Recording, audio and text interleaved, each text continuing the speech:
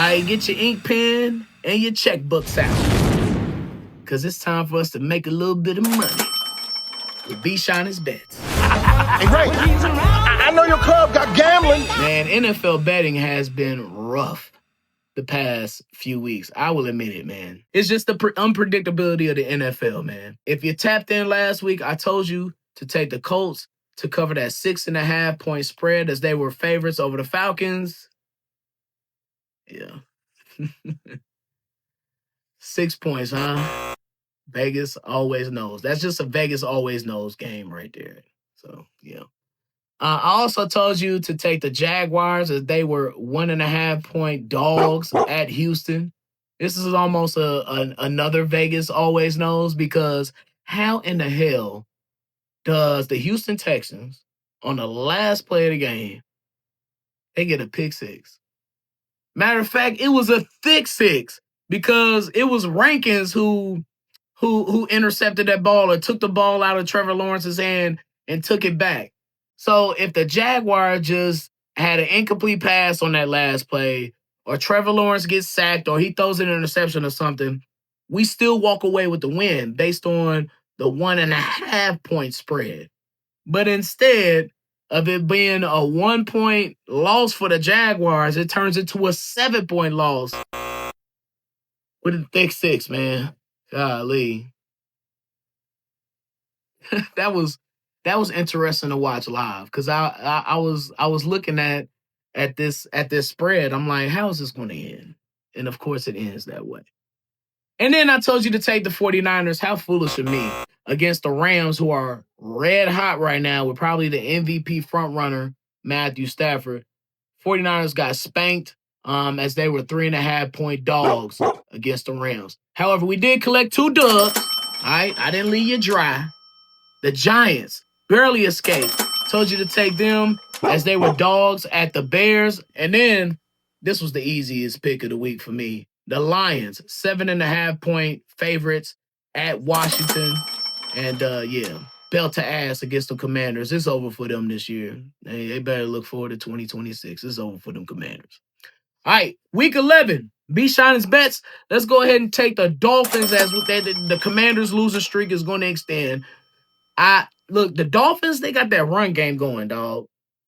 And they got that young defense, 2.5 point favorites. I think the Dolphins will win by more than that. Take the Buccaneers. They got to keep ahead of them Falcons. And their seeding is going down right now in the NFC. So it's a playoff push for everybody. But they're going to Buffalo. It'll be competitive. I don't know if I would take the Buccaneers outright to win, because Buffalo is pissed. They are. So are the Bucs. That's why I think it'll be close. Take the Buccaneers. They're 5.5 point dogs at Buffalo. I wonder what the weather is going to be for that. Because if the weather is bad, I don't know. We're going to just, we'll stick with that. Take Baker and the Buccaneers, man. 5.5 point dogs at Buffalo. Take the Vikings. There's a desperation game for them. They need to stay afloat in that NFC playoff picture, because right now, ain't looking too good at 4-5 with them Vikings. But they're 2.5 point favorites against them old goofy ass Bears. It's going to be in the Dome. So I think JJ and Justin Jefferson is going to ball out. Take the Vikings, 2.5 point favorites against the Bears. The 49ers, they need to stay afloat in the NFC playoff picture as they lose to the Rams. They're at the Cardinals this week. It's an NFC West rivalry game. I'm looking for a big game from Christian McCaffrey. Take the Niners, 2.5 point favorites at the Cardinals. And we're going to keep it in the NFC West, as this, Chiefs and Broncos is a doozy, but this Rams-Seahawks game is going to tell us where them Seahawks are. It's going to be in SoFi. I think the Rams are going to win this. Take them. They're 2.5 point favorites, as first place in the NFC West is on the line. Fit check. Yeah, that's me. Well, the secret is you got to coordinate.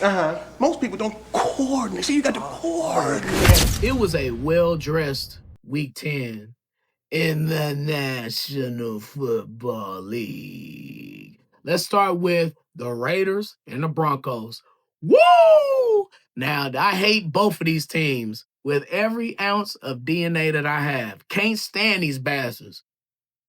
But I love them as my AFL brethren, especially when they wear the AFL uniforms. I hate the Raiders, but shout out to them. The silver numbers, they should bring those back permanently. The silver numbers with the silver helmet and the silver pants with the black lining, it looks sharp, man. I'm so glad they wore those against the Orange Crush uniforms from the 70s and 80s with the Broncos.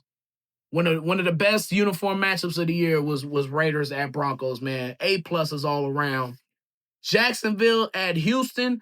Some people frown at the Jaguars because they didn't wear any teal. Teal is their main color. All right, I get it. I get it. Okay, fine. I'm a teal guy. I love teal. I like it when the Jaguars wear teal. But damn it, that black looks good.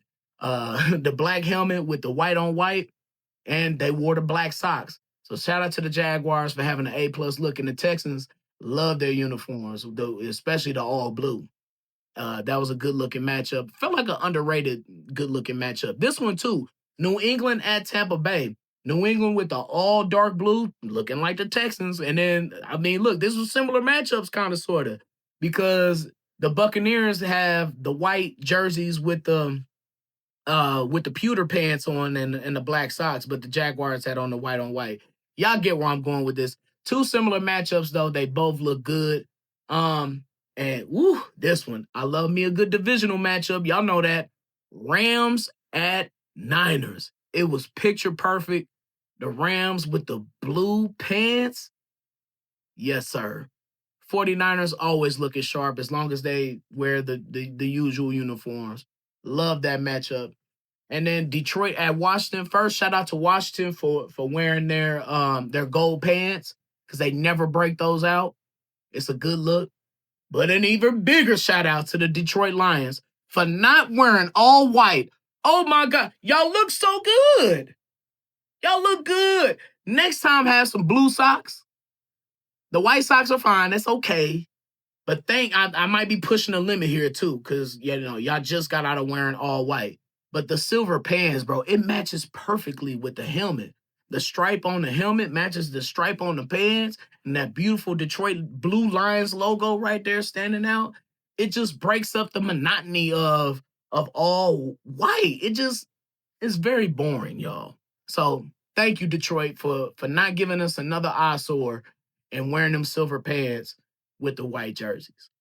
Some side notes, the Giants 80s all whites, like that look. I wish they had blue socks or at least match what they did in the 80s and have the top of your blue socks, but they're not finna do that. They just gonna go all white regardless. It was a good look. The Giants was looking sharp. And then the Saints, they're all white uniforms. I love those. I would prefer if they had gold socks or black socks, gold or black socks to break up that just overwhelmingly white look. That helmet, though, that was a great switch up with the alternate helmet because y'all know the Saints for the last couple of years, they had that black alternate helmet, which it was okay. The white, much better. Gold and whites, to me, surprisingly, looks very, very, very good with each other. White with the black outline. The Saints, the Saints have so much potential to look like a very good football team, but they want to wear all white and all black all the time. I'm looking for a rebrand from them.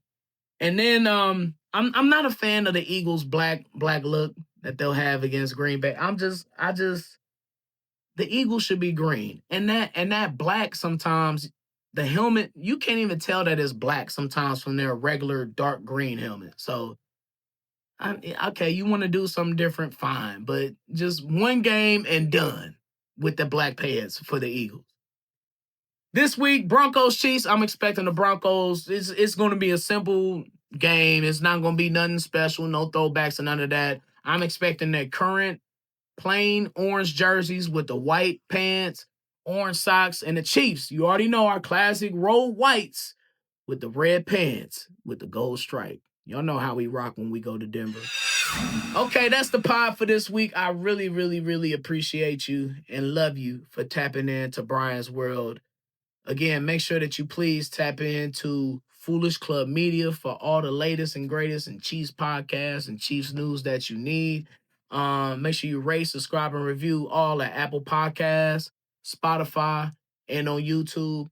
And while you're at YouTube, click the subscribe button to the Be Shynin page, man, so you can tap into Brian's World that drops every single Wednesday, Hustle and Shine in the morning, that content, and everything else that's happening in the world of Brian B. Shynin. All right, I'm going to be honest with you. I'm expecting a big win against Denver this week, which might determine my mood on the pod next week. It probably most certainly will. But until then, Kansas City, please be a blessing. And Chiefs King, mount up! Shut up.